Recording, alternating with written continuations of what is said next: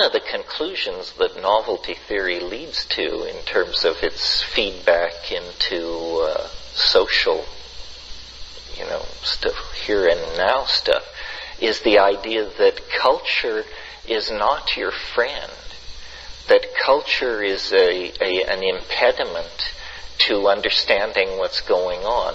That's why, to my mind, the word cult and the word culture have a direct relationship to each other.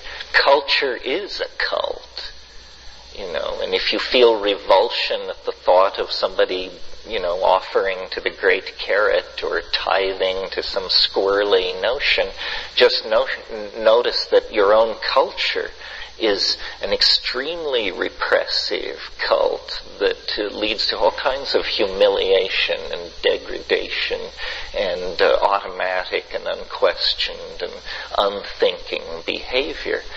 There's a tendency to want to celebrate culture, springing both from the French deconstructionists and their fascination with culture, and then the effort to build pride through ethnicity thing.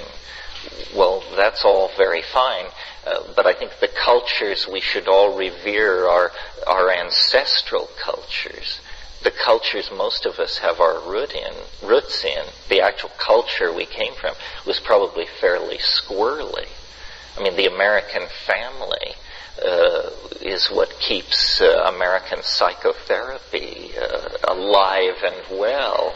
And this is a cauldron for the production of neurosis and, in some cases, little else.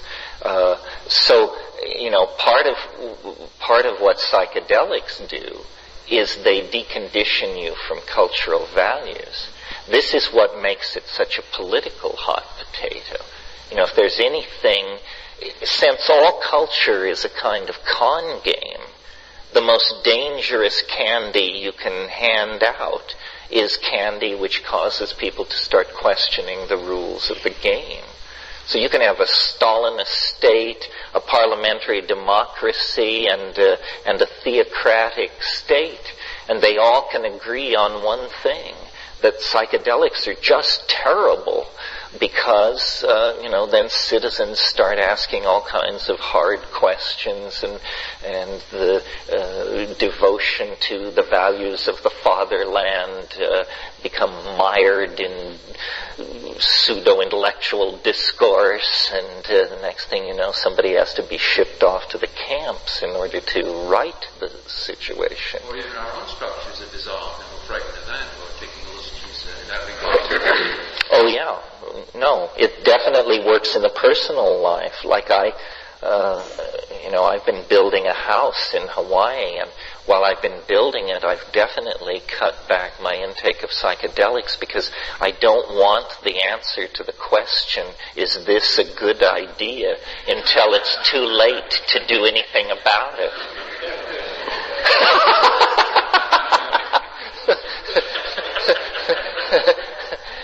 It's like St. Augustine's prayer, God grant me chastity and continence, but not yet.